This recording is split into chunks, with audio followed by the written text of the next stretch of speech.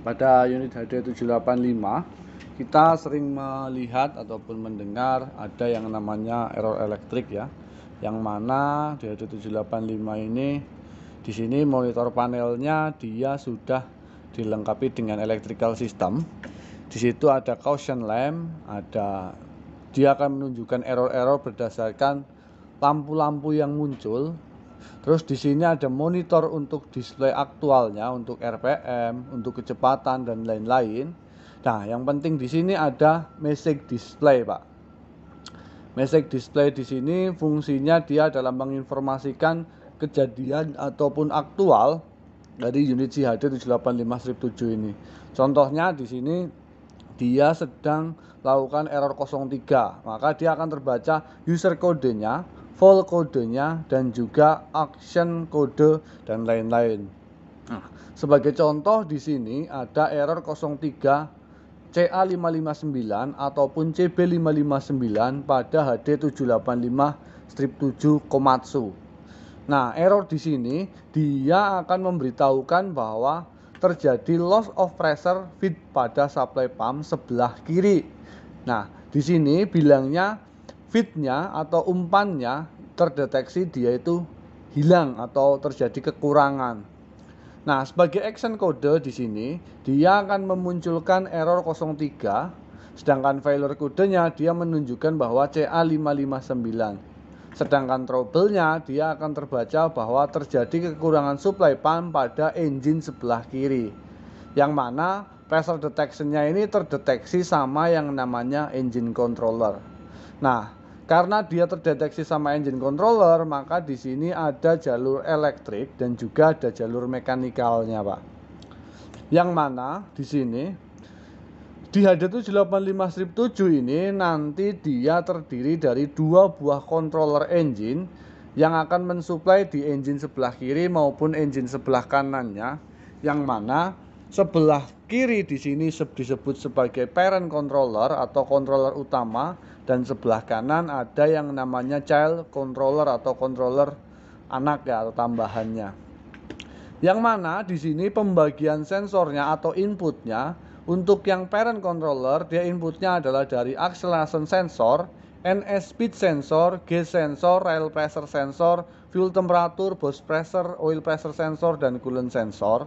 Sedangkan untuk yang sebelah kanan dia hanya dari gas sensor dan fuel temperature saja.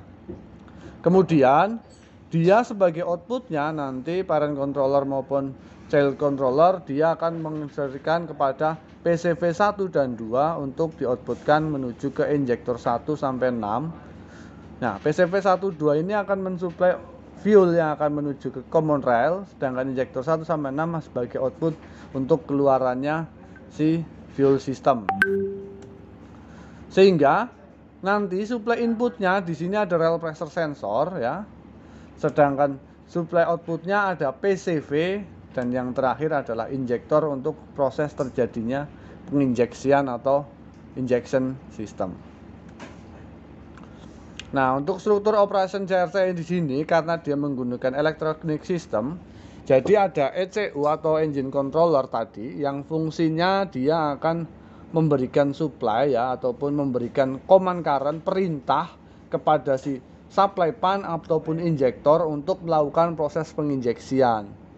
Nah, dia dapat informasinya nanti dari engine load. Engine load ini adalah dari pedal gas, kemudian dari NS sensor yang terpasang pada nanti flywheel, ada gas sensor yang terpasang pada supply pump, dan juga ada common rail pressure sensor untuk membaca pressure di dalam common railnya.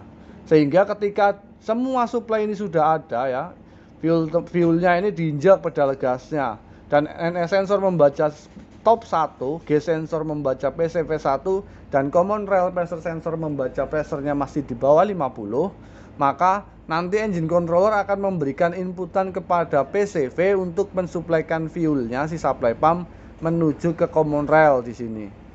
Nah, pada saat common rail pressure sudah tercapai, pressurnya sudah terisi, kemudian engine controller akan memberikan informasi kepada injektor untuk terjadi yang namanya proses penginjeksian. Itu adalah dari jalur sistem elektriknya.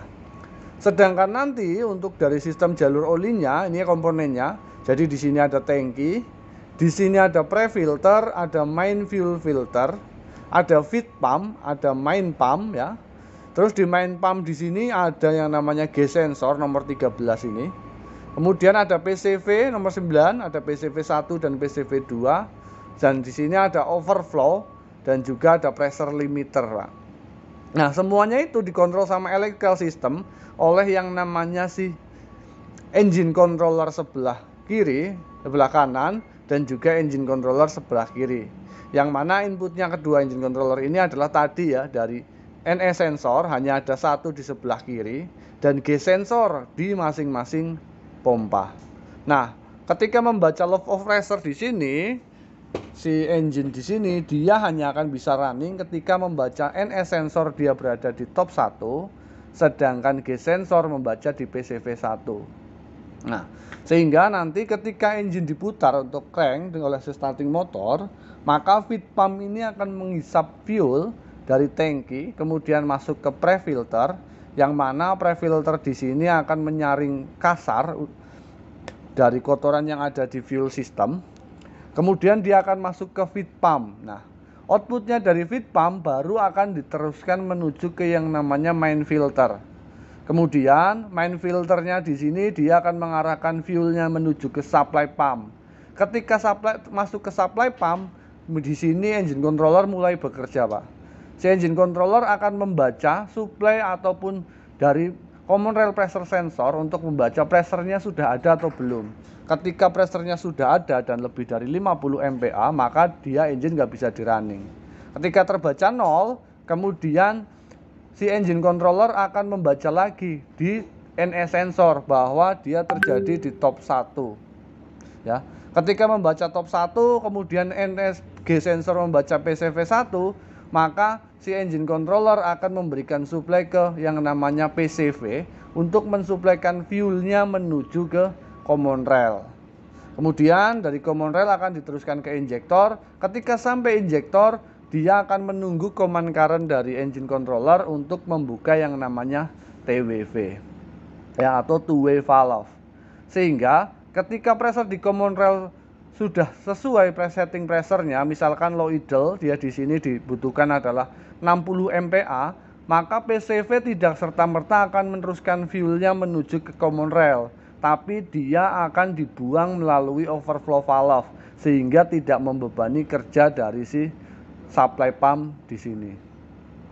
Kemudian ketika high idle, maka PCV-nya akan diteruskan fuelnya menuju ke common rail sesuai permintaannya. Jadi ketika terjadi low power, ada kemungkinan nanti adalah pembacaan dari PCV, common rail pressure sensor, ataupun dari jumlah jenis jalur yang manualnya atau jalur fuel secara manualnya.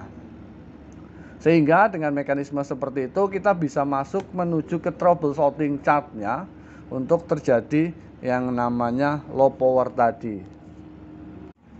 Sehingga nanti dapat kita ambil kesimpulan di sini ya. Ada yang namanya cause atau penyebab dan ada standar pengukuran ketika kita melakukan yang namanya troubleshooting di sini. Contohnya di sini kita akan bilang kalau detective related circuit atau sirkuitnya ini bermasalah, maka kita bisa ngecek kode display yang sama, apakah ada kode yang lain muncul pada saat kita melakukan troubleshooting. Kalau nggak ada, kita masuk ke nomor 2 ya. Nomor 2 di sini bilangnya bahwa fuelnya ini yang dipakai tidak bagus ya.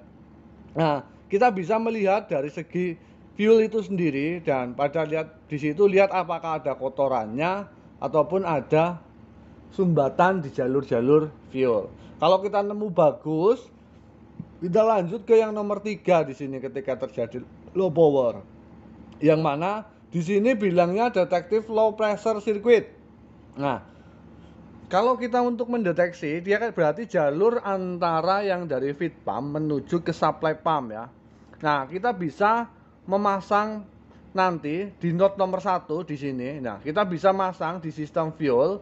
Nanti di sini ada strainernya ya. Nah, dan strainer dan spring. Kita bisa lihat di situ apakah buntu atau tidak. Kalau tidak, kita bisa masang pressure gauge di sisi filter ya.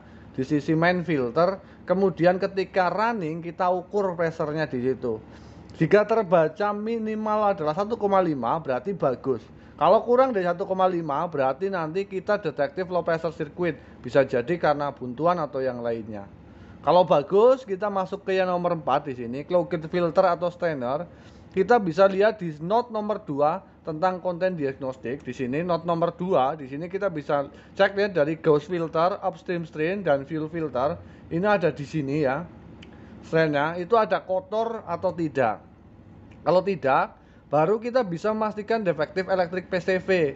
Karena PCV ini nanti tadi yang nyuplai fuel menuju ke common rail berdasarkan arus dari si engine controller. Nah, biasanya kalau ada error di PCV, dia akan muncul error yang lain di sini.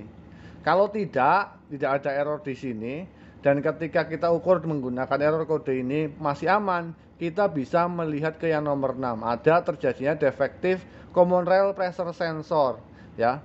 Bisa jadi dia bacanya low atau high. Kalau bacanya low, maka nanti dia pressure-nya akan digedein sehingga dia akan membocorkan pressure limiter. Tapi ketika pressure-nya baca high, maka si PCV ini akan diputus. Jadi fuel-nya nggak disuplaikan ke common rail, tapi akan dibuang menuju melalui overflow.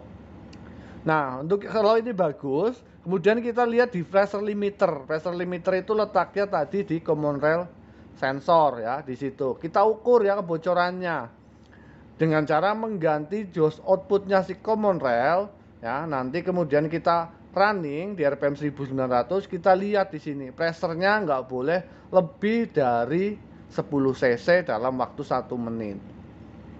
Nah, kalau itu masih bagus, kita bisa memastikan defektif injektor atau injektornya yang rusak salah satu sisinya. Bisa jadi kita melakukan yang namanya cut-in ya, ataupun mematikan injektor satu-satu. Ketika kita matikan dan RPM-nya tetap tidak turun, berarti injektornya rusak. Nah, kalau lebih gampang ya, nanti kita bisa membuka host return-nya injektor yang di sisi fuel temperatur di bagian depan.